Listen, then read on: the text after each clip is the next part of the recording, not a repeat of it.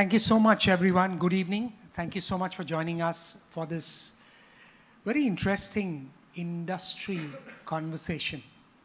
Why I use the word interesting is because the way it is, the last few years have shaped us. We talk of the work changing, the way we all have worked. We've seen that brief period for the 2 years. And after that, as we were informally discussing a little while ago, the workforce is changing. So the work is changing, the workforce is changing, and the workplace needs to change as well and is changing. So in this change that's happening, we bring this series in partnership with Logitech on how the workforce and workplace are changing. And we're trying to discuss the dynamics of the workplace and the factors and how tomorrow's collaboration, so critical for the workplaces to evolve, how that is evolving and how collaboration could take shape, and hence the importance of that tech conversation, because technology is at the heart of this change that is happening. So this, over the last 3 years, what we've seen, of course, as we were again talking, you've been doing it for 100 years, working remotely, working from all kinds of places. But now there's a new element to that. And that's why the technology element to that conversation. So we'll talk over the next 90 minutes about the various facets of this, the younger set of workers, the physical workspace, how that is evolving in case, and of course other issues that you may want to raise from your own unique standpoint, your industry and some of the issues so critical for your own self. So if I may start with you and Bhuvan, talk about the big picture. As a century-old company, how is it changing for you? When you put the finger on the pulse, what would you say are some of those key drivers of the change today? So, very good, Ashutosh. Thank you. Thanks for having me here. I think there are, I talk about three major things. One is you talked about the workspace, right? So how the workspace is changing. The other one is the technology and also the culture. Those are the three elements that are there, in my opinion. So workspace, I'll start off with, you talked about 100 years company, right? So I was, my age is not 100, so I'll probably start off with, from the time I started work. The first time I started work, I got into the office. There was a office cube that was there. I loved it. Okay, it is my space. The first day I went, I had pictures of, I would say my parents, but yeah, there are a lot of other pictures that are there. I had a lot of pictures in there. I decorated my place. There was a big computer that was there. It was late 90s. And every cube, there were 4 people in a cube. Everybody has their space. And the best part is every cube had its phone. Right? So we had a phone number that was there. Right? So I'm not sure whether when all of you started work, right? So having a phone, it was great. Okay. And then I had my manager. Right? So my manager had an special cube for himself. And then my director, he was having an office. Amazing, right? So, and then for my manager and my director, there was tea that was served to them in their office. Right? So, and then move back to now. Right? So now you go into our office, everybody sits together. Right? So there's an open office. Right, so all of us are together. I don't think anybody has an office of their own. And now things have changed where there is no special treatment for anybody. Right, so the coffee is there in one place. Of course, we had only one brand of coffee and tea that was available. Now we have multiple brands of coffee and tea that's available for everybody. You can go and pick whatever you want. And there is also snacks, biscuits and everything that's available. So the entire space has changed from a work standpoint, considering the latest generation of workforce that's coming in. So the latest generation of workforce that's coming in, they are not looking at a cube. they are looking at a lot more open concept of an office where everybody can interact with everybody else. There is no private space. There are discussion rooms that are there. In many cases, the office space is set up in a way where you don't have a desk of your own. You walk into your office, you have an app, you can click on it, you can pick a place where you want to go and work, and you go and start working in that place, right? So the workspace as such has changed a lot over a period of time. The second one is about technology. Right, so when you look at technology, when I said I started work, I had a big PC that was there. I don't think I can carry that PC in my bag. But now everybody who was working, they have a laptop. I think COVID accelerated it. Previously we were having a desktop for few people. Now in our office space, everybody has moved into a laptop. They may have a desktop, but even the desktop is connected from a laptop. And in many cases it has moved to the cloud, where you can directly connect to the cloud and start working. Remote workspaces, VDIs, and so on and so forth, right? So the whole way how people are interacting with the company to get the work done has changed. So when I started work, my manager used to come in and check whether I am really working or not. Right? So that has also changed now. I don't think any of our managers, I'm sure many of you are managers, you don't go and check whether people are working or not. You get a report every week that talks about whether the person has completed work or not. So it is a lot more results driven rather than the amount of time that a person is working, right? So that has also changed over a period of time. The last one is about the culture. There are multiple generations that are there of workforce that's there, right from I think baby boomers are not working, right? So we will get into millennials and Gen Zs, right? Most of the people here are millennials. I can say I'm Gen Z, okay? So the challenge is that the expectation that they have out of work has changed as well. Right? So it is a lot more purpose driven rather than coming in and getting a job done. It is a huge change in terms of the expectations out of work. And whenever in the new interviews that we are having for people that we are getting into our workforce, there's a lot of questions related to well, what the company is doing for sustainability. Now, there was, normally you take interview, the expectation is that you ask questions, okay. Nowadays, the Gen Zs, they are asking questions and they are deciding whether they want to join your company or not. So there is a huge change in the new generation of workforce that's coming in.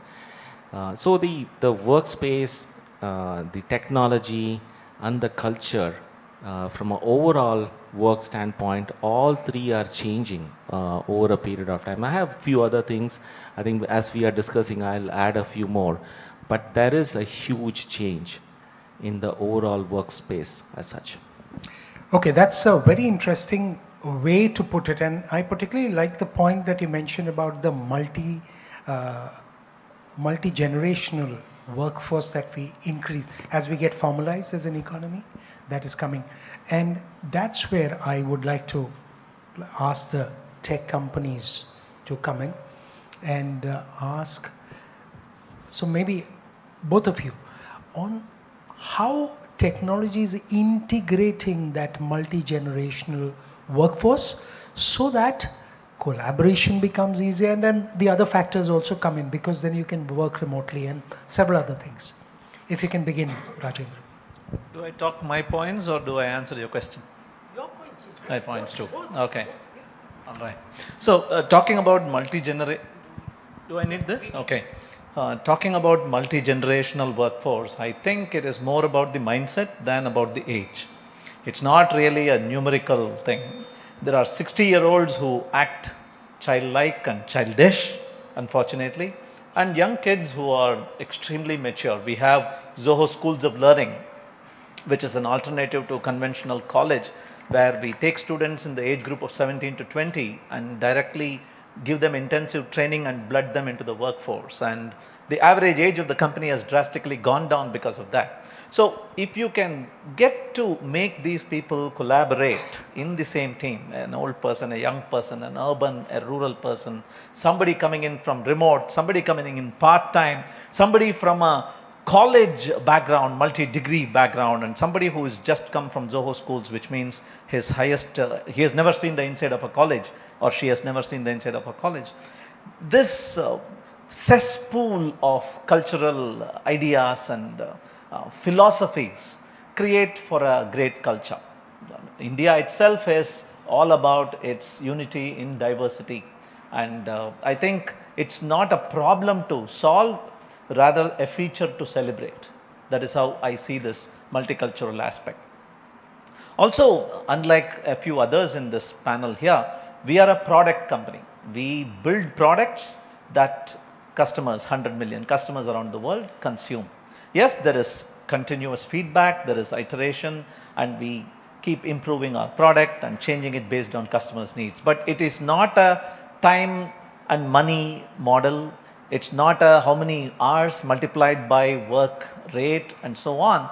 And so we get to have that agency in our decision making, right? Who comes to work, how they work, and all that is invisible. We are a cloud-based company. It doesn't really matter where your office is. We don't need to bring in, fly customers or prospects in and show them the place where the stuff is being cooked, thankfully. Right? So that is why we have been able to go to the boondocks and Tirunelveli and Tenkasi and Renigunta. We still have Zoho there, and that's an advantage. A few points I wanted to mention from your opening statement. You said work is changing, workforce is changing, the workplace has to react. And I want to take a contrarian point of view there. We are building a product for schools, academia, colleges and schools. And just yesterday we had a meeting at a school, a prospect, and we were talking about technology in the classroom and technology in the administrative timetable management and attendance management and so on. And the principal and the vice principal blocked and said, "Can you please leave us alone? We still want to have that human touch." Right? That I am taking a page off that book and I'm saying, probably this Gen Z that we are so obsessed about and the future Gen Alpha generations, they also need something that doesn't change. Probably the workplace can be that beacon, that lighthouse in this chaotic waters that continues to remain like how their dad's office or mom's office or grandma's office was. It can be technologically enabled. It can have all this amazing digital remoteness built in, but it doesn't need to change from the ground up because this person has already seen too much change. Everything that this person is going through is changing. So can there be a few things that he can hang himself to, hold on for dear life, I think is something important for me. A heaven of sorts. Was it Starbucks which said a third place between work and home? Forget about the third place. Talk about the second place. Because COVID, it taught us many lessons. Every one of us took away some lessons. But most of it was about remote presence, physical presence not needed, sanitize. I see those signs even today. People wear masks and social distancing. So many lessons it taught us. But one lesson it taught, but we forgot to internalize, was we cannot be stuck in the same place 24/7. Because I have emails from colleagues, not colleagues, wives of colleagues, writing to us asking, when will you open? Seriously. Because husband who has been working with us in the city, just with wife for company, family safely away, now has taken the wife back to native place because he is working remote, and the whole family chemistry has changed because the woman has now to answer to mother-in-law, father-in-law, sister-in-law. See, this might sound ridiculous, but this is extremely important. This is extremely important. So COVID taught us a lesson. We couldn't be just with ourselves.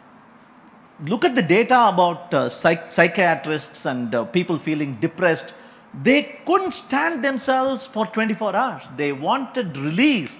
They wanted basically to hide a part of themselves. Because when you're with somebody else, you're hiding a lot. But when you're with yourself, you're not.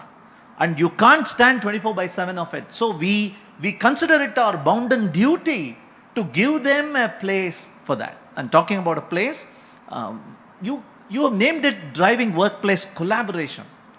We add a second C to it consciously. We say the workplace is a place for collaboration and contemplation. Particularly if you're building products, if you have to skate to where the puck is going to be, if you want to dream the future for our 100 million customers, it has to be also brainstormed alone and share-stormed with others. So if you visit our office in Chennai, you will see we dug up a lot of ground and we didn't send it out. We built 4 hills and we have planted trees, and there are Wi-Fi points everywhere, and there are gazebos and stands and seats everywhere. So there are people regularly who spend half their time in the cubicle world collaborating, and we have a lake. The second half, they visit the lake, they visit the hill, they sit there contemplating. So it is a place for contemplation too. Remember, at the end of the day, this is a tribe that we are building. It is a tribe. A family is a family only because you look at their face when you get out of bed, you share dinner and lunch with them, and you share life goals and dreams with them. In the workplace, when the newcomer joins us, we are bringing that person into this tribe. And for a tribe to survive, there has to be a bonfire. There has to be late evening storytelling sessions. There has to be vision sharing. Each of us come with a strength, come with a weakness. There has to be this melding together of strength and weakness, and that has to happen. You cannot do that remotely, even with Logitech. Fantastic point. Fantastic point. And you know, some of the points that you mentioned which relate around culture, I'm sure we're going to talk about it. So we'll come to that shortly, Rajendran. So yeah, coming to you, the tech part of it, and we are impacted and we are shaped by technology as much as some of the other global markets, some of the other global minds are. Just what all is impacting, if I may say. I don't end with what is impacting, what all is impacting. Sure, Ashutosh. I'm not sure if I can speak with the same zest and zealous of Rajendran, but I think he had very valuable points from a cultural background, because when you look at culture, before I go to technology, I just thought I'll add this. When you look at culture, we are very different from the way Western people look at culture. Right? They want their own space. They're a lot more introverts, selfish. They stick to themselves. But in India, I don't think, But in India, I don't think we are built that way. We are very social. We need our mothers, we need our wives, we need our children. But at the same time, there has to be a balance of how family life runs and then work life runs. And true to its saying, we don't have a work-life balance in today's world. You carry work home along with this digital. So wherever you travel, so technology has changed so much. A simple example is the power of computing, right? Today, most of my work, 50% of my work gets done with this mobile. The remaining is what I sit in my laptop and quickly look at some code or look at some architecture diagrams and then wind it up. That's typically how technology has changed, right? If you look at how technology has transitioned, earlier, if you remember 20 years or 25 years back, we need to have a physical LAN port to connect into your desktop, without which you can't work, right? Today you have Wi-Fi which reaches any corner of the building, so you can sit wherever and you can work. Technology and connectivity in India has really moved. If you look at the way it's covered in the Northeast, there's a lot of technology in terms of bandwidth and Wi-Fi availability. Because I remember during COVID, we had employees who were in the Northeast who were able to connect and over Teams and have conversations, get work done, ensure it's productive work which gets completed. So technology has driven collaboration a lot. Okay, be it audio, be it video. Video conferencing was very essential, especially when you're having customer face time. because even he's sitting in his remote place, so he needs to see who's his team. So video had to come in. And to optimize video, you need to have very good computing laptops which can take video graphics and then put it up and then power it up. And you have to have good internet connectivity so that the images don't get blurred or you don't have drops because of this. So technology to that level has changed probably in the last 2 years. I don't think we would have moved into technology this fast hadn't COVID happened. We would have still taken a very slow, laxative approach, saying, okay, budget, what's important, and then go later. But this COVID, while it had all its negative impact on society, it could be a blessing in disguise where it pushed technology to the forefront. It really drove a nail into the head of technology where everybody started to look at it very closely and said, yeah, I think without this, the world's going to have a tough time moving forward. So another example of how technology has changed the way we do work is telemedicine. For example, I think Apollo would give a lot of examples of how telemedicine, you don't need doctors to go to remote villages, right? And now you compound that with AI, right? You can just take an X-ray from a village, send the image across, it can compare against million records and say whether this person has got this illness or not. That's the way technology has changed. Culturally, people have started changing. Take the very simple example of UPI payments. It's the world's largest single payment in the application ever. And when it came in, I remember a lot of political slugfest, whether India will adopt it, not adopt it, how will the Kirana store survive, will that guy use the UPI? Today, if you go to Bangalore, anybody and everybody will ask you for a UPI payment. They don't need cash. You don't need money, right? You just need to have a UPI payment is done. So your change, getting change back, going around searching for change, it's all gone. So technology has revolutionized, and culture also has, to a large extent, has kept pace with that change. Be it the lady who comes home and sells vegetables, or the person sitting right on top, everybody uses UPI. Or the beggar on the streets in Bangalore. Pardon? The beggar on the streets. Everybody. That's the way technology has. And I think the biggest difference that has happened to India is technology. While we have our social differences, caste differences, religious differences, I think technology has unified a lot of what we used to think is not possible is possible today. Very interesting, the big picture. Since he mentioned about hospitals, let me come to you. There's an old saying, if Muhammad can't go to the mountains will come to Muhammad. Is that the case unfolding in fact, it goes the other way. Oh, okay. Yes, I got it wrong. Okay. Sorry, I got it wrong. So is that unfolding for the healthcare sector? And what does it mean for the tomorrow's workers who are coming in? How does it raise the bar for healthcare services? Great. Thank you for having me here. It's wonderful to hear the conversations and the perspective that is coming in. From a healthcare perspective, this is what I would want to kind of say. It's not the workplace that demanded the change.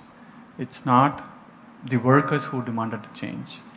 It's the demand and supply that demanded the change. The gap that we have started widening as the time went through, and COVID has increased the gap in terms of its availability. So the only thing that could bridge this gap so quickly and so fast was technology. And hence we kind of moved into technology. I'll give you a case in point of how technology became a boon during COVID time and how it did not after the COVID time. Apollo had its first telemedicine deployed in the year 1993, right? And the evolution of it being successful was only in the late 2020s, right? The volume of teleconsults that we saw between 2020 to 2022 has significantly dropped in 2023. So we are figuring out to say why it dropped and what cases it got dropped. The heavy drop of teleconsults is not from the new age or the younger people that still continue to grow. It's the older generation wanted to come back and see doctors. It's the way how each one of us felt what the need is. Where do I want to go? And even today my father says, no, I will not do VC consults. I'll go to the doctor and then see. If I need to wait for 2 hours, I'd rather wait there rather than sitting at home looking at 4 walls and the wife, right? I think Logitech video should show whole body. Because right now it's stuck to the torso. There's so much body language available outside. You should consider some technology for that. And it is so profound to say that it understands these minute nuances of change and it suppresses them and keeps a still video, which kind of gives a different feeling altogether. The second perspective that I would want to call why technology made a change is the depth of knowledge and the layers of knowledge that has evolved with medical technology that is coming in, which wanted multiple experts to come and then opine together, which made us to kind of say, okay, if I need to solve this problem now for this patient, and if I don't have this consultant now here, how do I solve? How do I collaborate all this together? And hence, the whole concept of second opinions, expert opinions came into foray, which technology helped us to bridge together.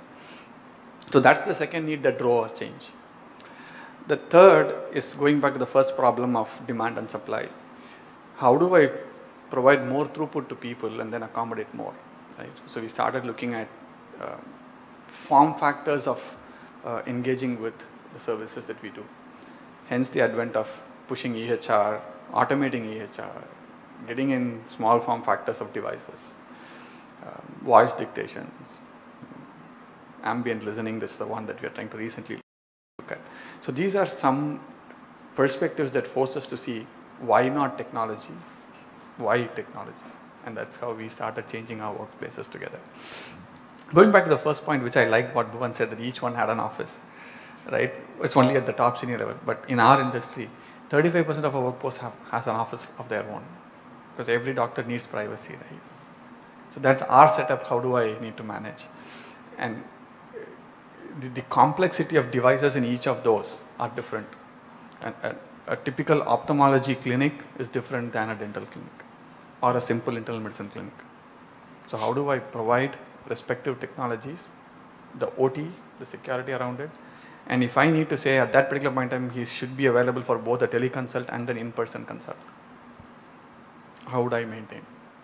Right? With the new advent of our new privacy law that is coming in, that's even more changing.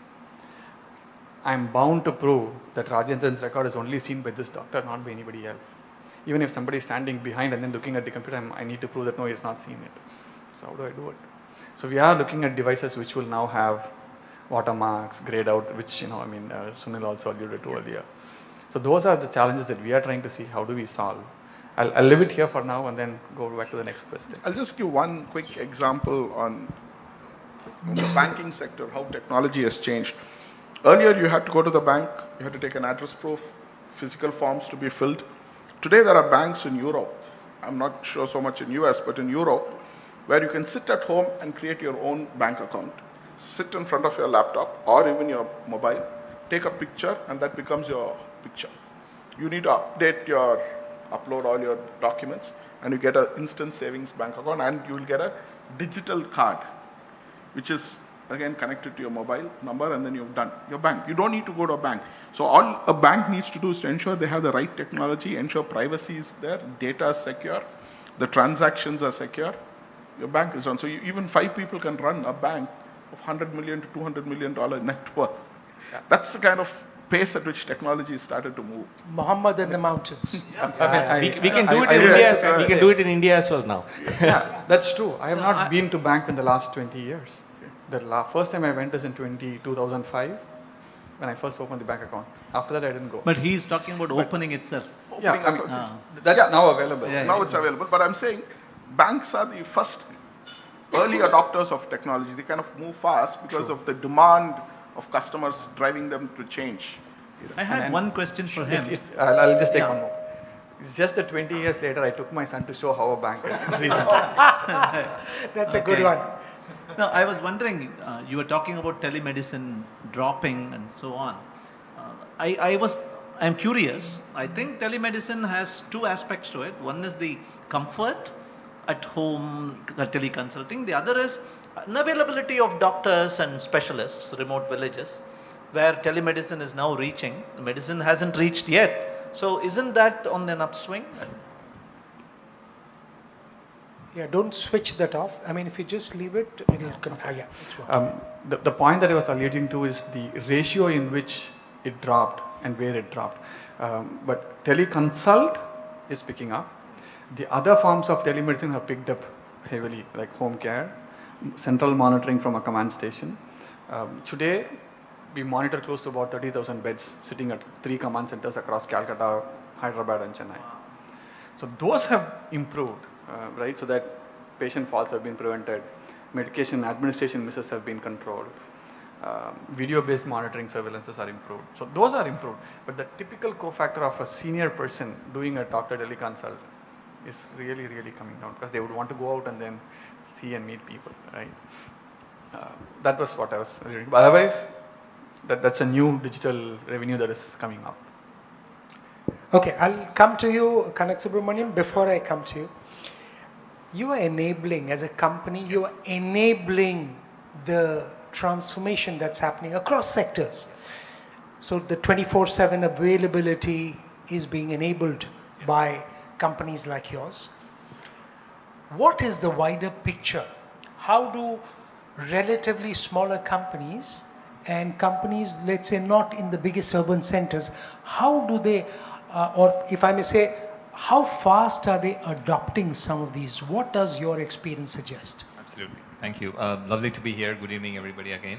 So Verizon, as you all might know, is a leading telecom company in the world. And for us, our ambition, our vision is about creating connections, right? So creating meaningful connections to the customers that are reliable, because our customers rely on that connectivity to be available in need, right? So it's not like in the previous days, we could just pick up a phone, call. It's still an optional exercise unless it's an emergency service or anything. But today, even if you want to do to your example, sir, where a banking transaction needs to be done, the connectivity is absolutely mandatory. OTPs need to be delivered on time. Otherwise, we cannot do transactions. You have a 3-minute timeout for most of your transactions. And emergency services rely on us. Federal services rely on it. The entire 911 communications and how critical it is rely on it. Latency is extremely premium in our industry. So we need to be spot on and make the prioritization, everything clearly made available for these services. So as a company, we take pride in reliability and providing that, creating that moments that really matter for our customers, because there is a lot of emotion that rides when people communicate, and there are different needs of communication. We all most of the time communicate on official purposes, but there is a large share of life outside office that we rely on communication, be it parents, be it children, be it kids in the US, or family studying somewhere, elders, managing your parents from the US remotely here, making sure that they are healthy and safe. That connections is what we really take pride about. To your point, when I look at the commercial angle of this, there are a lot of small businesses that rely on this communication for their expansion, for their sustenance, not even expansion, for their sustenance, they need communication to be made available. Especially when COVID happened, a lot of businesses had to shut down. They had to move to more remote-based operations, like I think of an example of restaurants. The restaurants ran out of business, but they had to start doing delivery-based businesses. So they had to switch to technology, again technology playing a role for survival, not necessarily for expansion, right? But they relied on communication so much to run a delivery-based business. Today, a Swiggy, for example, or a Zomato, for example, uses mobile network so heavily for doing their businesses, right? So Amazon or all of your industries, you need location data, you need real-time tracking of your delivery agents. You are computing and making decisions on the edge, thinking which is the right agent to go to which place, which is the most optimal way to, so that you can save cost as a company. So there's a lot of economics riding on edge computing. And for all of this to happen, you need high-quality networks and you need reliable networks. For this to happen, you need high quality people to run this, right? So that's where we come in from a technology standpoint, enabling Verizon like company that runs mission critical networks worldwide. We need the right people to run this organization. So just like all of you, COVID happened. As you rightly said, in my view, COVID is the biggest digital disruptor in its own form. So much of transformation, acceleration happened just because of COVID. One is the budget part, but more importantly, the policy decisions, right? So we are a highly regulated industry because federal government, US government, White House uses Verizon network. There is a lot of security involved. And for us to, if in a truly global setup like all of us, for us to support from India, a company like Verizon, which does B2C business exclusively in the US with all federal customers, all banks and everybody, data segregation, data security is of paramount importance. So we are subjected to CAA audits, FCC audits, many audits to ensure that the data resides in US. We do not have uncontrolled exposure of data anywhere. And Verizon India is the biggest entity outside US. So we have 7,000 people working from India. So there is so much riding on our organization. So for us, keeping the mission of creating connections to customers is important, connection to our business customers are important, but for us, the people connectivity here is even more important. And as the saying goes, culture eats strategy for breakfast, right? So you can have your best strategy laid out, you can have a truly global plan, you want to save cost, you want to have good people run from India, but without the right culture, it doesn't work. So we focused on building that culture and moments that truly matter for our own employees here. And that, I'm extremely proud to say we were the first post-COVID to embrace return to office. Even today, I have no challenge getting my 7,000 people to my office. We get 90% of people without even being forcing and asking them to show up in offices because we create that moments that matter. We made it a culture that we do contemplation, excellent choice of word. I'm going to steal it, sir, from you. That contemplation is very important to innovate. We have been able to embrace AI like any of our competitors are able to do. We are the first to roll out huge implementations of AI and Gen AI with the likes of partnership with Google, where even Google, the first product that went out that Google supported was from us.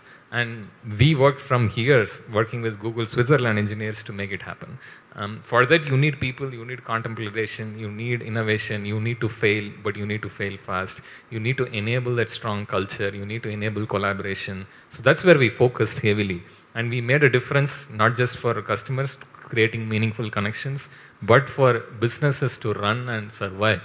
We had to innovate faster for them to do.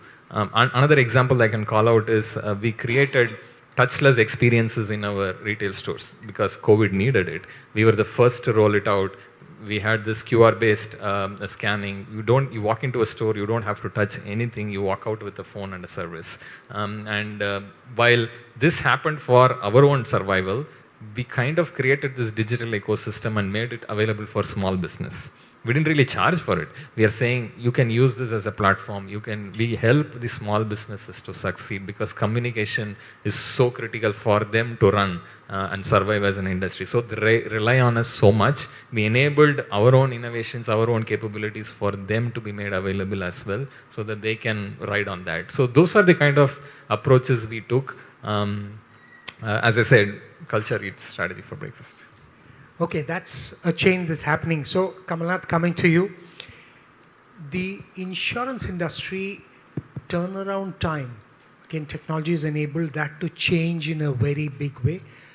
What has your experience been? And for the larger picture, just to mention, something like 2 lakh agents, 200,000 agents selling all over. So, they're perhaps all over, working from everywhere, not just remote working. So give us a sense of that and how it has changed for you over the last few years. First, thank you for having me here and warm welcome to everybody. As Sir was saying, I think the biggest disruptor in today's digital transformation world has been COVID. The why of it is very simple. I think insurance was always a push sale, right? Somebody had to get inside your home to tell you what you need to buy. And COVID stopped that completely. You can't enter anybody's home and tell them what they want to buy. So I'm out of business technically if this does not work. So we had to change our strategy overnight, right? You can't do a physical branch visit anymore. Branches had to go away. we have to completely move away from a non-tech world to a tech world overnight. I think we came up with a grounds up build for an application for agents. And when I talk about agents, I'm talking about, I think, 7 lakh agents across the country, out of which, to say 2 lakh today work with us day in and day out, getting them to adopt to a technology that they are not used to. Something that they were always comfortable is going around with the paper proposal forms, running around, getting these signed by customers. Now, all of my KYCs, customer signature, onboarding of a customer, all of this had to move digital. And I think technology is what that enabled to get us there. With COVID, obviously accelerating it. So we managed to come up with an application for our agents to be wherever they are, get this remote onboarding done for your customers. With insurance sale going up during COVID because of the uncertainty around what was going to happen. But I think to get that enabled, tech was the biggest enabler. We pushing this product out in the market to give it to the agents, asking them to onboard customers in remote. That sort of changed the game. Another important place where today's technology sort of intervenes and helps us get through this bigger problem is also, I'll specifically talk about our, in today's world, all of us get admitted, our parents, our friends, all of us, we all go through this space of getting into a hospital, going through distress times. The happiest time there is when a doctor says, when you're okay to get discharged right now. But then that's when the clock starts for an insurance company. I have 2 hours to ensure my customer who is there on the bed leaves the hospital satisfied. Now we are talking about loads of data, which could be handwritten in tier 2 cities, which could be in PDF forms. A doctor in the insurance world will have to read through all of this, understand why and what diagnosis was done, what sort of treatments were given, and then ensure this checkout happens. I think Sir would know on how this happens on a daily basis. So getting this entire piece automated, getting an AI in here, getting these documents vetted, getting these digitized document from handwritten doctor notes digitized. I think this entire thing had to happen overnight. I think as Kanakasubramaniam was saying, ours is also a highly regulated industry today. IRDA sort of says that you cannot skip 3 hours for a customer. Every customer needs to be paid out in the next 3 hours, or cashless settlements needs to happen. So getting this up and running is where I think technology is pushing the barriers for us. And I think I'll just go back to one topic, I think initially which Bhuvan mentioned, right, which is very typical to today's insurance world as well. There are 3 generations of people who have entered insurance, and BFSI to be very specific. So they've always been boomers of, sorry to say that, but they've been working there.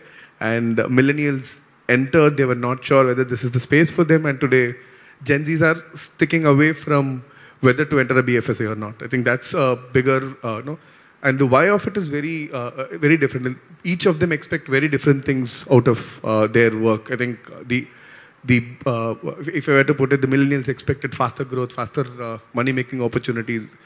Gen Zs, I don't think require that. The parents have made enough. Now they're looking for a purpose. They're looking for a reason as to why they want to go to that workspace. I think that's where the difference is. The collaboration aspect of 3 generations is going to come in one individual workspace unit, right? I think 3 people with 3 different purposes can meet in one location and get their issues solved out. I think that's a bigger change, which while work from homes and everything is the norm, but in today's world, that collaboration is going to happen in one single unit. And what work from home would also sort of, you have to let go is the network bit, right? I think I just realized after coming here, 3 of us work in the same building. And I would have never known that this is possible. So, and another quick example I want to give is, okay, there was a short story that I read. I don't know how true or false it is, but then it's, so one of the companies in the world said no more work from home. Everybody had to come back. Okay, people came back. The person working there went back home 6:30. Manager calls him and says, hey, I need you to do this. He says, no work from home. You said it. I'm not going to work from home. So the expectations are completely different on what people want today. I think collaboration will happen. I think it's a generational shift of people who work from office are now getting back to, went back home. And then there's a generational shift of people who work from home in the last 5 years now coming back to office. So this is where the collaboration is, I think. That anecdote reminds me of that old saying. I seem to remember a few. I hope I don't get it wrong this time. What your stand is depends upon where you sit.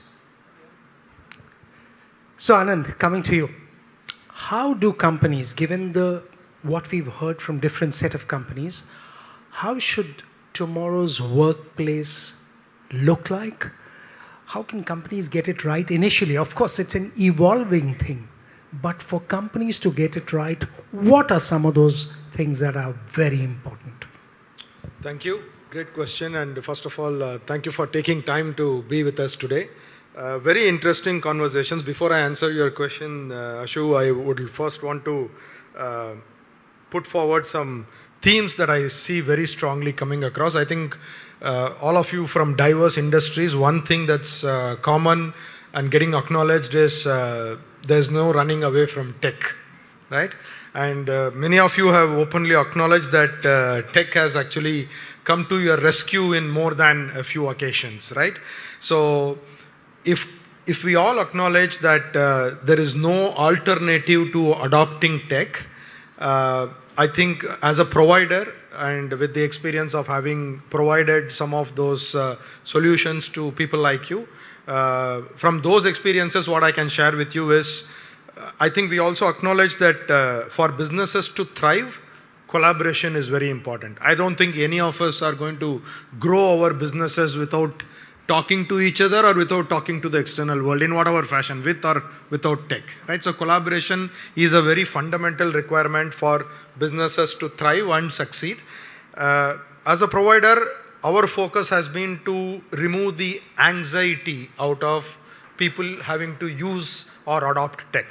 That's what we are focused on. So, for example, one of you made a remark that, while tech has a significant impact, there are people who want, I think it was Rajendran who made this observation, that people want that human touch. There are a few things the world doesn't want to change, right? It's very true. It's very true. And we are focusing on those. I am waiting for technology to come from Logitech perhaps, where I can blow a candle and extinguish the flame remotely. Wow. Okay, I will give this input to my product team. That's a great challenge. So coming back to the point I was trying to make, the human touch. How do we use tech without losing that human touch, right? For example, I think remote meetings is something that we are all used to in our day-to-day lives, right? Zoom, Microsoft, whatever platform you use, there is remote meetings every single day. Now think about the people who are not in the room, okay? We are all here, for example, in this room, seeing each other face to face. I see you nodding your head, which means that technically speaking, you are acknowledging what I am saying. Assuming you were logged into this meeting remotely and you do not switch on your video, how do I know whether you are agreeing or not agreeing with what I'm saying? So that's where, as a provider, we want to make technology so simple that you don't have to consider that as a point of management, right? At least as far as collaboration is concerned. You have many other things to worry about in healthcare, and in terms of insurance, regulation and adherence to that. So at least as far as collaboration is concerned, we want to take the anxiety out of it, and we want to democratize it to an extent that the simplest example I can think of is, let's say, WhatsApp. Nobody trained us on how to use WhatsApp. One fine morning, we just heard about the app, we just downloaded it and we figured things, right? That's how we want collaboration technologies also to be, right? And we have made some progress. And Ashu, your question was, what is some of our advice, if I can use that word, to people who are... Yeah, what should be best practice?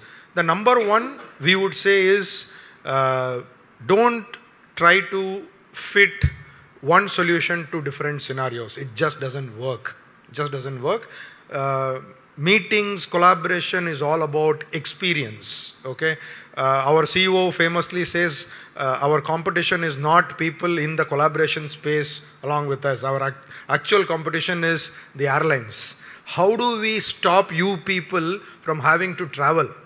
So when will you stop traveling? Only when your remote meeting experience is something as close to being face to face, which you would have done if you had traveled. So that's our goal. How do we make meetings so real life like, so that you don't take that flight, right? So our competition is actually the airlines. That's what our CEO It reminds says. me of telepresence. Yeah, 1980, I think it was, Nicholas Negroponte of MIT Media Lab, he said this exact line. He said, only one of these two is going to succeed. It's going to be communication or transportation. If teleportation like in Harry Potter is going to come, I wouldn't want any technology because I can be there and then I can be home. But if you're going to do telepresence, I don't need transportation. Beautiful, yeah. Yeah, so we are focusing on, like I said, making sure those very important non-verbal communication is communicated to both sides. That's what we are focusing on. So coming back to his question, different meetings happen in all kinds of spaces these days, right? It happens in the cafeteria, it happens in a formal room, it happens from the cubicle to 100 people on the other side, and the reverse meetings happen everywhere. There is no one solution for all these spaces. That's important for you to keep in mind, right? A camera that works fantastic in a boardroom, unfortunately, is not your best solution in the cafeteria. Not for the gossip, surely. Gossips have a separate and special camera, right? So one size doesn't fit all. That's what essentially it is. The second thing is the collaboration technology is not just from us. With all our friends in the market as well have advanced so much that you really don't have to worry about it, make it a point of major decision making, etc., etc.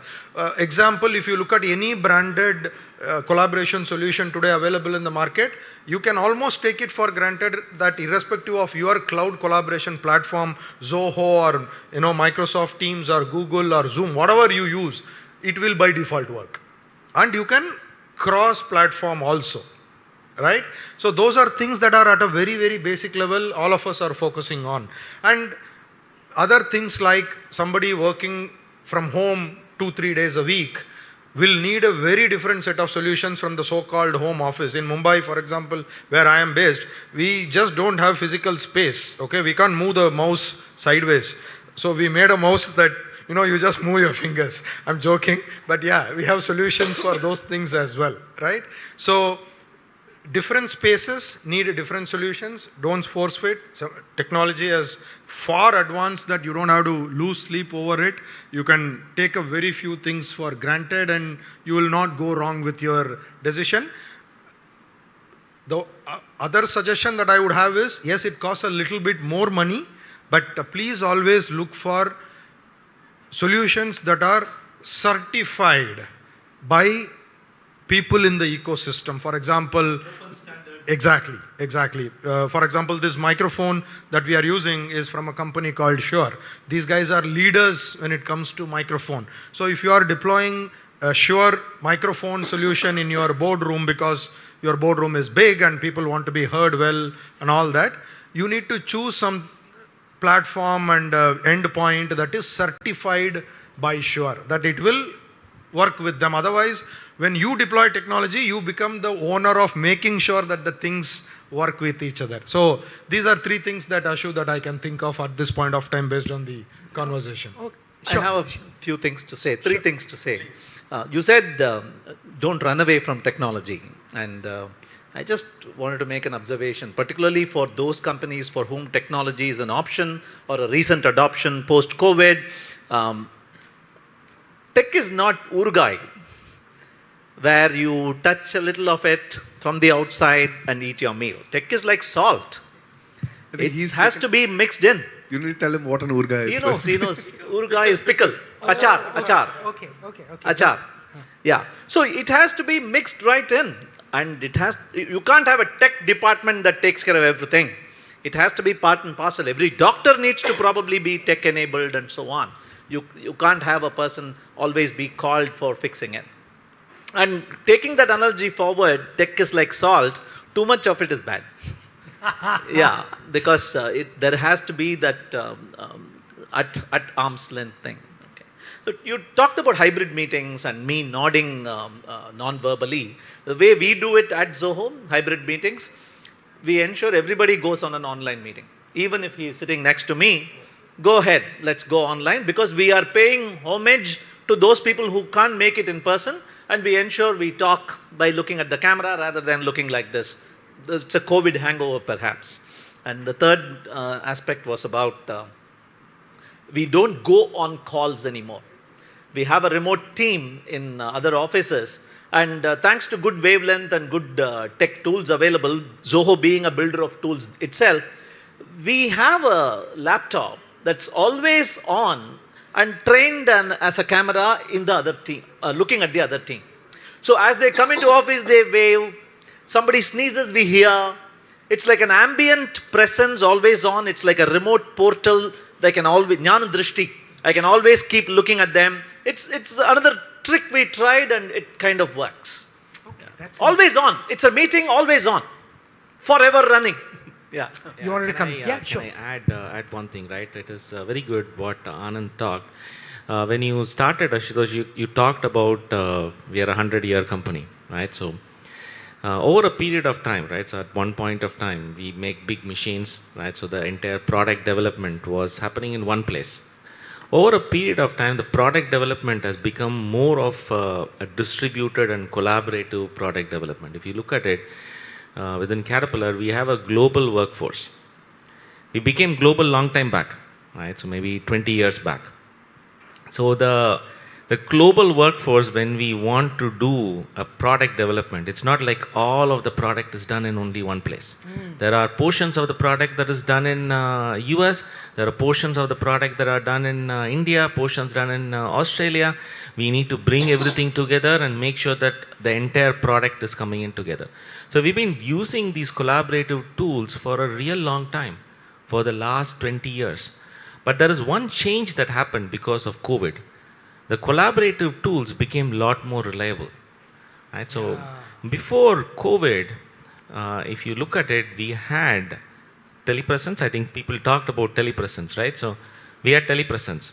And the telepresence was dependent a lot more on the bandwidth. There are rooms that needs to be there, and people need to go sit in a room and take the telepresence conference, somebody sitting on the other side. And then we had what we call as cave, where we can go in and see the entire product. Right? So it's more of a AR, VR kind of a thing, right? So it's a big room. You go in, you can do a 3D deployment of a product. You can see that how the product is. All those things changed right in those 2-3 years. If you look at it, we no longer have big telepresence meeting rooms. The entire technology evolved so fast in those 2-3 years that we have conference rooms. There are good cameras that are there in our conference rooms now that we don't need a full telepresence. We still have a couple of telepresence rooms that are there. Nobody uses it now, right? So, and then we can use our laptops to have meetings, and those are good quality meetings that we can have. Right? So there are different modes that are there in, if you look at Microsoft Office 360 Teams, there are different modes that are there. It's as if all of us are together. Right? So it gives you an illusion that all of us are working together. In global workforce, when we are doing a product development across the globe, these kind of technology changes, it made a huge difference. Right? So it's a big thing. It's a big thing. And then other one, right? So that I wanted to add is in medical field, Ashokkan talked about remote diagnostic, right? So remotely looking at patients and providing them medicines, telemedicine. So Caterpillar has 5 million machines globally. Our machines, when they go in to the field, they run for 25 plus years, right? Big machines, right? So, and when you look at our machines, right, close to 1.3 million machines are connected remotely. And you talked about having people in different places. to go and work, right? Caterpillar has machines that are there in real remote places. So we need to have people go in, we need to support those machines. If a machine goes down, we need to go and support those machines. The workforce has changed. Previously, we used to have people who can go and troubleshoot a machine, right? So these are all primarily mechanical technicians who can go remove things. Now, you can sit in the office, right? So, and you can see where our machine is, what are the issues that are there in our machine. Even before a technician goes, he exactly knows what the problem is. He will carry the part, he will carry the instruction, he can go, he can fix the machine. It is one trip. He can go fix the machine and he can come back. Right? So the digital enablement of the workforce has become more and more and more, right? So over a period of time, it's not the same workforce that was there 20 years back. Now everybody needs to be digitally enabled, right? So that is a huge change, and there is a physical element as well that is there, right? So you need to call it as physically enabled workforce rather than a digitally enabled workforce, right? Where both the physical and the digital aspects are all coming together to make a difference, right? So it's a huge change in our workforce. Okay, So, so just one quick brief point. See, the very definition of workplace collaboration has changed. If you take today, for example, a banking experience, right? A card transaction, right? So when you develop such kind of an infra, you just don't work with your teams. You have a telecommunication guy who has to vet it and say that the OTP is genuine or fake. So your definition of workplace collaboration is just not your office. It is you, another vendor, it could be a customer who's experiencing that issue. So when you do customer service and direct support, you're talking to the customer on the other side who's experiencing the problem which is not going this way. So when you have an enablement of good telecommunication system that keeps a very open line of channel of communication, your workplace itself changes. You can't expect your customer to come into your place. We do remote support from sitting from India to the US, right? So you can't expect people to work late in the night and then travel back. So you empower women to work who want a second job or a late night job, who can work over and still continue working, give that seamless experience. So your definition of workplace changes drastically. It's no longer me and my friends sitting here in a huddle and having some contemplation and collaboration. I need to know what's really happening on the other side of the fence for me to give a better experience of my work. Okay. Yeah, sure. And then I'll come. Yeah. Please go ahead. I think the bigger change, if you were to ask me, is tech teams have always been collaborative. Like, let's say you put in product, you put in devs, you put in QA, you put in the infra ops.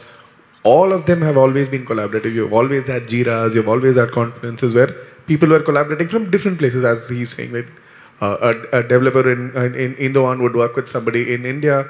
So that's always been happening. What COVID has probably done, or what this entire telecommunication systems have done, has brought business and support and ops into this field of getting collaborated with tech, right? I think that's the bigger change that has led to the growth of all industries. Business folks adopting to technology, while technology folks have always been on it. So that's the bigger change that is, I think, pushed after COVID. Folks who are not okay to adopt into tech have been forced to adopt into tech and led to the growth of all the industries that we're talking about today. Okay, I'll just add one of the issues that I thought is of concern or importance for everyone: security. As I was reading through the numbers that came during the COVID years, about 1 million plus, 1.3, 1.4 million instances where CERT.in said there were cyber attacks. Now that is something that matters to every workforce, every enterprise. Anyone would like to come and talk about Kanakasubramaniam? I can go first. Others can add in as well. So I briefly alluded to it in my previous talk as well. With disruption, and there is a lot of opportunity for us to enable the teams in India to contribute to the larger business costs. But security was the biggest roadblock for us, because one, regulated industry, a lot of restrictions in terms of what can stay in the US, what can be viewed by something outside US, data can move to outside US, so a lot of rules there. But more importantly, to your point, when we want to enable remote work, we need the right tools to ensure that we absolutely have the right guardrails when it comes to data sanctity, data security, compromises of data, because all it takes is one incident, one blip for the entire globalization to get reversed. Right? So that's all it takes, and we absolutely have no other allowances. So that is how deeply we are invested in cybersecurity from an organization standpoint.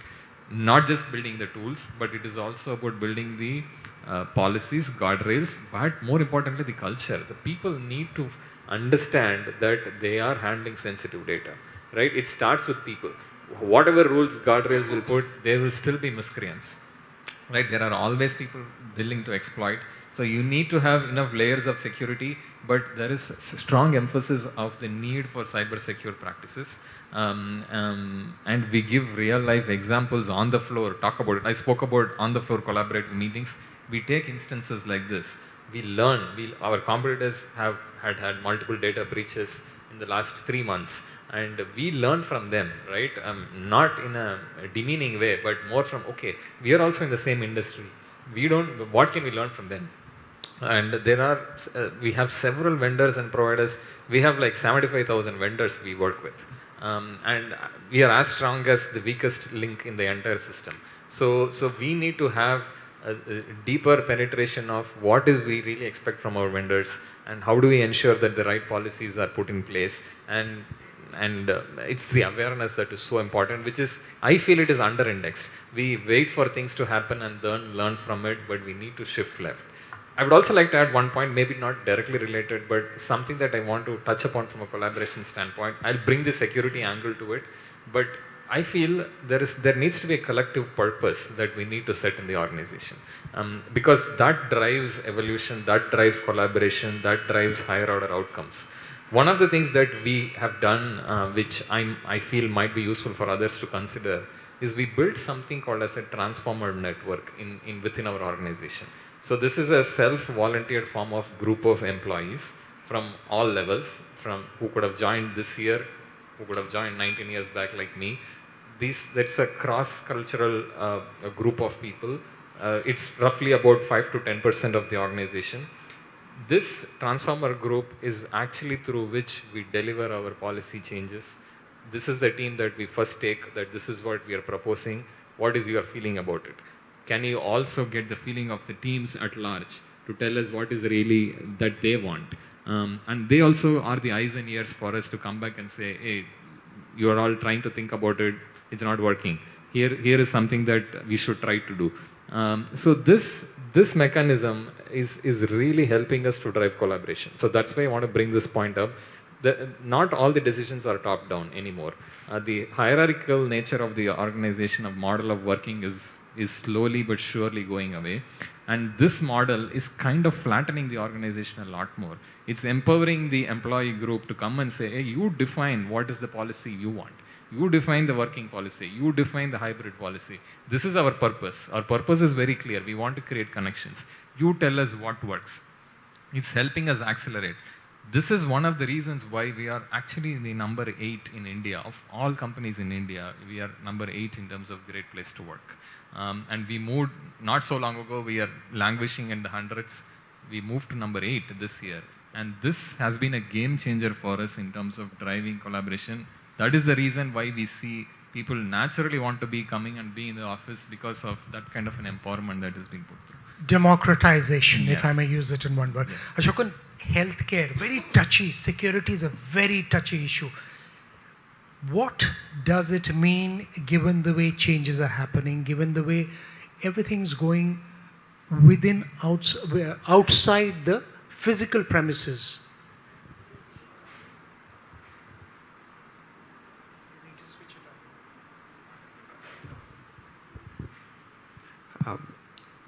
I think in our setup, more than security, it's the privacy cum security is the issue that we keep facing out. There are workforces who understand security and privacy. There are workforces who understand convenience much better. So the borderline between convenience to security is what is bothering all of us to do. And if convenience is compromised, then your throughput is compromised, and your service delivery lines are much more ineffective in that case. So that's what is the biggest challenge that we face, to see how do I balance all these three together: convenience, privacy, and security. It's fortunate that we have a technology committee in board which looks at security, which mandates to say what we need to do. So I don't need to demand for budgets. The budget comes through. And you kind of look at how do you make phased implementations all through, yet keeping in mind as to how do you want to penetrate. The biggest challenge that we have is to kind of say, how do you continuously keep the awareness quotient very high? So we run multiple simulation exercises. And classic example is these simulation exercises fail to a good possible extent when you run a performance campaign, or when you run a Diwali campaign, right? And so we choose times where people generally forget that this could be a plot. That psychological, HR-based advice that came helped us to motivate people to see you shouldn't forget security even in the hindsight. The same simulation exercise when you run on a normal, June, July time frames, people are very cautious. When you run it on a Diwali time, everybody flats off. Right? So the quotient of pass between that simulation, this simulation is very, very different. So how do we make people aware more of these? How do I drive smaller security courses all through to every single person? The other biggest deficiency that we have is we have common devices that is used by multiple people. Right? So when the same PC is used by a nurse or a doctor, your security controls and conveniences are different. Those are the challenges that which we are trying to see. How do I make it much more facile? And hence, most of the security is now coming back to the data and the application rather than the device. So the compute, where the security needs to be, is becoming changed. Started looking at camera-based controls. How do I put in? So there are different workplace devices, different needs that is coming out. Now it is going to look at how do I record conversations and what I don't need to record, what I need to record when I'm trying to transform voice to text.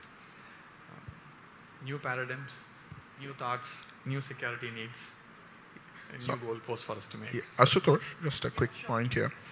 See, today when you look at security, right, if you broadly break it up into two layers, one is the human side of it and one on the technology, you would see technology is rapidly evolved, changed, and your ability to control is in terms of data leak. For example, the biggest challenge today is not so much of while hacking is still there, but the greatest challenge today is data exfiltration. Because today data is what people want. And the moment they get data, you're out and sold. From your personal identifiable information to medical records, to insurance documents, all of these things. Data exfiltration is a big challenge today. And data exfiltration, still today, technology, while it's matured, while it's moved from your mobile, it's moved to the VM, where you put all your controls not to take screenshots and all that. Technology is also evolved to an extent where if you take a photograph today, it gives you a watermark, But that comes with a certain price tag to it, and it's affordability.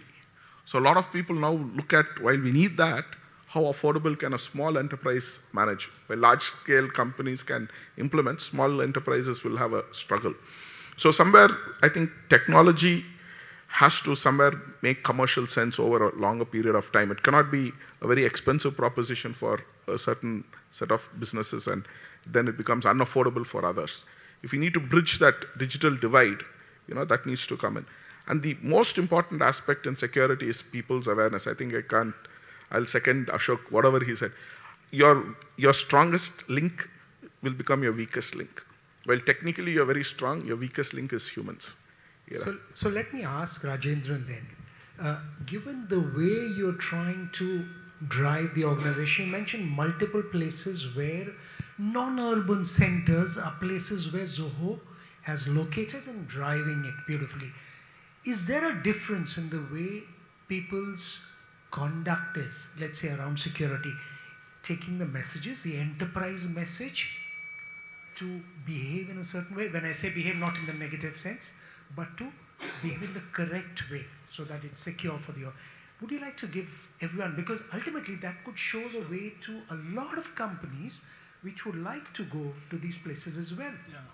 So that was one of the things that I had jotted down, but we didn't get the opportunity to talk. It was all about black and white, office and home. But remote also means remote locations collaborating. Post-COVID, what was a single office in Chennai and a single office much smaller in Tenkasi burgeoned into 45 offices. We rented wedding halls that had gone out of business. We rented places like that. Somebody who had a spare floor upstairs gave their space for an office. So from 20 people to 200 people. 45 different office locations. That's how we started when we said return to work. Return to work, but stay at your native place. Start off.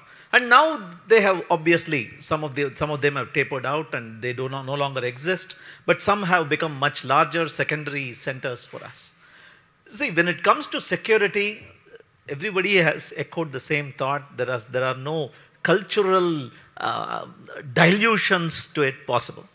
If it has to be two-factor authorization with a camera tracking who you are, no tailgating, double door, wherever we go, see, in our office in Karaikudi, we had a dilapidated bungalow, Chettinad bungalow, that we retained the looks of, all including the stained glasses and the chandeliers and all that, but that's our office now. As you enter, we have hidden the two-factor, we have hidden the ID and so on, so as to retain the beauty of that place, the natural beauty. But you have to go through those processes. So like he was talking about, I think somebody was telling about 1 week of training. It was you, at Amazon you said. So we have that indoctrination and gamification of security aspects. Every couple of months, we have a compulsory course you all have to go through. And it's a gamified challenge. Because you can't thrust policy on these things. They have to be aware of themselves. And our CEO, for example, for more than a month, he proudly sported his hacked account on our intranet. We have an internal bug bounty. We allow people to hack the security of the CEO. So somebody had stolen a token digitally, and the post was, all of you will get 2 months bonus, next 10 days you need not come. That was the post on the intranet signed by our CEO. And he didn't delete it. And he didn't call the person who had made this so-called hacked post to action. He said he celebrated that person, gifted him money on the spot, and said, now the other team that built this product, buck up. I won't change my hacked account until this problem is solved. So there is amazing internal warfare happening all the time so that there are no bad actors from outside who do that to us. Right? If there is money to be made, we will give you the maximum amount. That's the approach. And I think this sort of internal friendly competition and one-upmanship is the way hackers and talented developers can be brought in line to what is seen as a necessary evil, security training and technology for ensuring it's hack-proof. You can't force-fit it as a retro. It has to be built by design.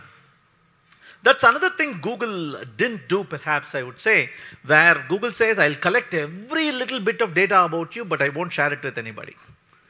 Right? That becomes a trust on the company and the people who run that company. What if that changes? Policy can change. So by default, we do not collect user data. Unless it is one extremely sensitive location where that has to be collected, we do not collect all your data.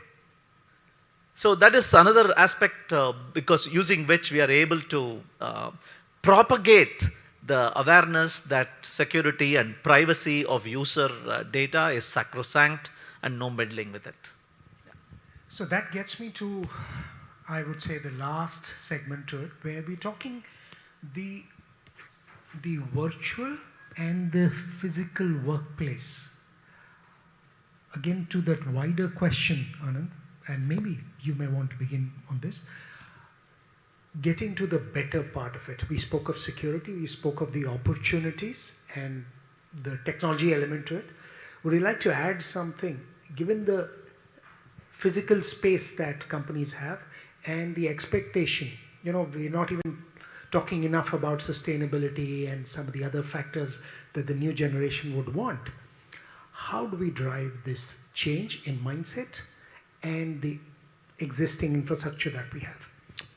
Fantastic question. I think one of the advantages of COVID, which unfortunately we still come across a lot of organizations that have not taken benefit from, is you mentioned physical space, consolidation, possible consolidation of physical real estate space, right? We were all talking about the occupancy levels in our respective organizations before we began this formal sessions, and each of us have different policies, 3 days, 5 days, whatever. But one common thing that was coming across, some of us are saying that 5 days, but if you look at the occupancy levels, even in those 5 days, I don't know how many of us can claim 100%. So one of the real advantages was there was a possibility to maybe consolidate 5 offices into one large one. Okay, post-COVID, because occupancy levels, I think for the foreseeable future, are not going to be 100%, irrespective of industry. Maybe an exception could be a healthcare or a manufacturing production floor where people can't do work from home. Otherwise, I think remote work is like kind of given. So coming back to Ashu's question, and since we discussed security, a few things that I wanted to mention, what we are doing as a provider of collaboration technologies. You guys already have so many things to worry about in your respective networks and applications and data about security. So the one thing that we said is, we will not give you one more reason to worry about as far as technology is concerned.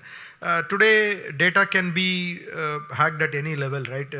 People may not actually register this strongly in their minds, but have you ever thought about the keyboard that you use, okay, so much every single day to communicate with the computer, okay, can be a point of vulnerability. You are actually typing everything, including your internet banking password, actually on your keyboard, okay?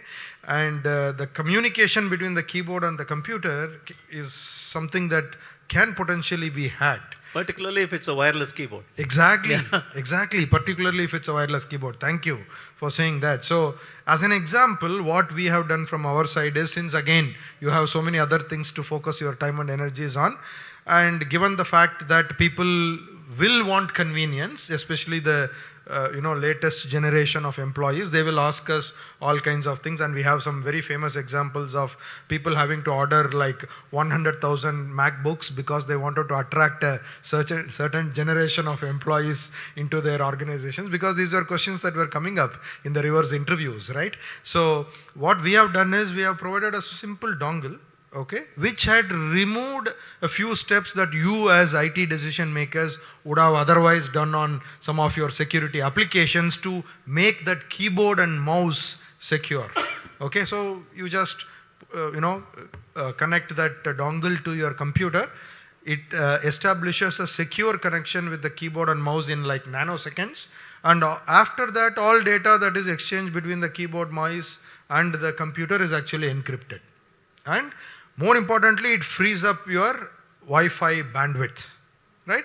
I mean, this is just an example to tell you how even simple things like keyboard and mouse. And another example I can think of is some of our cameras actually are infrared, okay? It identifies Bhuvan as Bhuvan because Bhuvan's, let's say, the distance between Bhuvan's lowest part of the ear and the shoulder tip is something that's unique to Bhuvan, right? It cannot be applied to Anand. So it doesn't identify Bhuvan by whatever, facial recognition alone. It identifies Bhuvan by the body contours, right? To the extent that you said bust, right? We only capture to that extent, right? So, and you come and sit in front of the computer, it understands that it's Bhuvan, and it gives you a passwordless access to your network. Authentication, one level. Okay, so these are things that are available from a security standpoint. To Ashu's question, on what else organizations should focus upon. and what is that we are doing. Like I said, we make it simple because this is something that people are going to continue to demand from you in our experience. Okay, they want the latest and the greatest, but they don't want to go through hours of training on how to use it and things like that, because collaboration is the last thing that you should actually worry about in your organizations. Patients, medical history, how to make the hydraulics team collaborate around the world and make a great product, how to make a software product that is still world class by bringing people together, are things that we have to ensure that happens without too much of drama on a day-to-day basis. So Ashok, I don't know if I answered your question completely. As a provider, these are areas that we are focusing on. Again, going back to what I said earlier, helping you remove the anxiety out of both deploying for others and using tech yourselves. That's our mission. One more question each on how you see workplaces evolving because of the sheer, when you say that the detailing, the body contours being managed and read so that it adds to the security factor, what could be the next leap for the workplace, again driven by technology? Would any of you like to add? So there is a lot of implementation of AI.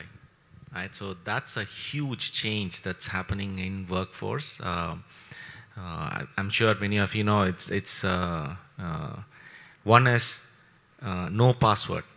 Right, so many people don't even want to type in a password. And they go sit there. It reads you. It reads your fingerprint. You log in. As soon as you log in, you can get access to whatever you need to get access to. And whenever you log into a website, it again opens up the camera. It looks at you. Okay, fine. It's the same person. Okay, and there's nobody standing next to you. It allows you to log in. That's one thing. The other one is on the AI front. There is a lot of code generation that's happening, right? So there is an entire shift that's happening. In terms of our workforce's capability or the kind of skills our workforce needs to have. At one point of time, we need to have people who need to just code. That's no longer needed. I think we need to have people who know all of the greatest technology, AI-based technology that's there how to use it in the first place. So that's a big change that's happening. I think that's going to change. That's going to change our workforce. Okay, Rajendran, would you like to add to that? The next. Yeah, you ended your question with driven by technology. Yeah, so I don't want it to be driven by technology. Fair enough. I want the culture to drive it. I want technology to empower it. And rather than talk about what is going to be and what might be, I want to change the answer to what I wish it to be. I have the right to say that, I guess. Yeah. So I hope workplaces evolve, not physically, but conceptually, to something that employees want to come to. Probably because of the people they have there, probably because of the kind of work that they can do only there, probably because of the experiences they can get there. It has to become a magnet, a cultural confluence, and something that is an experience I cannot get elsewhere. I wish workplaces evolve to that. And for that to happen, work also has to evolve. He mentioned AI. And AI has to be ensured that the genie is out of the bottle, no putting it back in. But we have to train that genie to do all the grunt work that we have been doing. Today, it seems like it will do all the creative work if we do that little bit of grunt. That's not the world I want to live in. I want my children, my next generation to live in. So if it can evolve to a place that people want to come to, it should be that town hall or that central agora, the square, where people want to spend all their free time in. Aristotle did all his philosophizing in the town square, away from his wife, right? Probably strike it off the record. But that is the place I want workplaces to become. Very interesting way that you put it. Yeah, please. So it should work, it should work. If you just continue. No, you may have switched it off.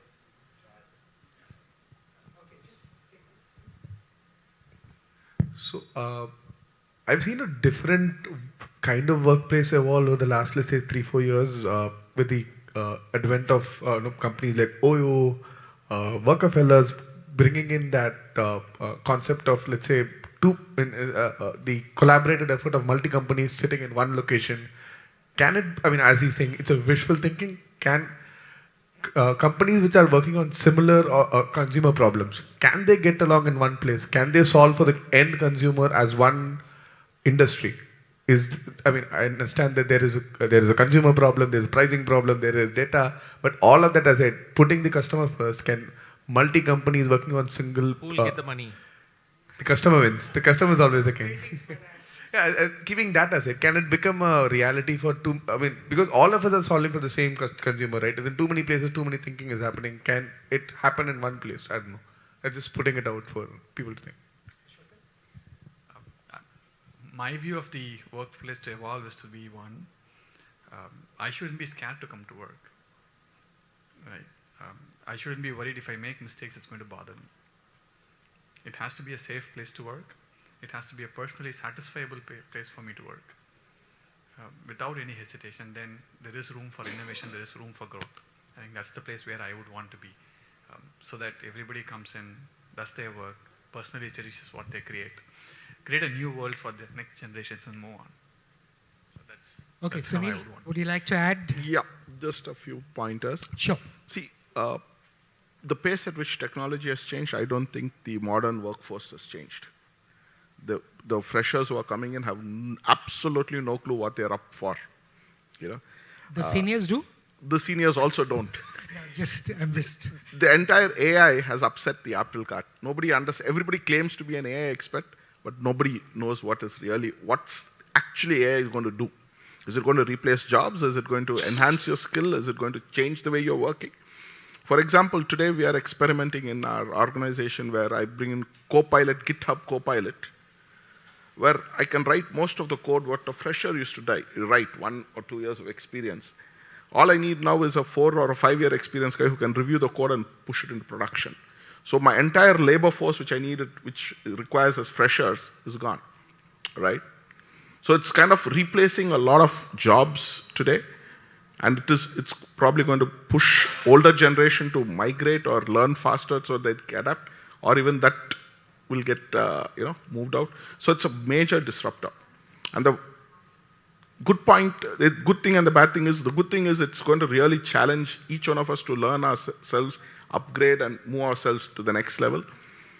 The lopside to it is we really don't know how the horizon is, because it's very new.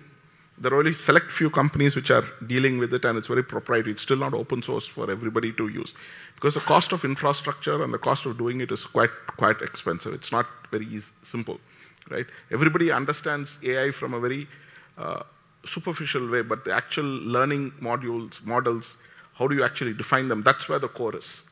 And how do you adapt it to change to your use cases is the next big challenge. So there's a whole new way of working which is coming in.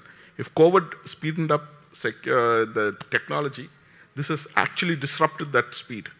And it's taken it to a next level, for which I think it's collaboration. All of us need to put our heads together to figure out how we actually make it to the next level. And the challenge with AI is security. How secure is your information? How secure is your data? How secure, because today if you take anything on ChatGPT, you type in something, the whole world can see it. But how secure is your data? Where do you build it? So that's a whole new world that is going to change the way we are approaching problems today, solving customer challenges. I would kind of agree to what he says. The way in which services are going to change is going to be different. You will have a lot of educational services that's going to come, which will empower the workforce to move. So seniors like us will be in that place where we're going to educate. That's what I'm thinking. And you will have a 2 months fresher would be able to drive a procedure what a 10-year experience guy would be doing with all that tools of robotics that we have. So I think that's what I would see as a change. And I also want to quote that somebody told me, the speed of change that we have seen now is really, really high. And it will not be this slow moving forward. And hence, we need to gear up to the speed in which it's going to come. And that's what I keep telling my own management to say, we need to be much more faster. And we need to learn how to be faster more. Okay, on that note, I think it's time to wrap up. Thank you so much. That last line from you, I thought, stands out. And the other one, Rajendran, that you mentioned, I'd like to just point it out. You want culture to drive it and technology to empower it. I really like that line. Thank you so much, everyone, for being a part of the conversation today. Thank you. Thank you.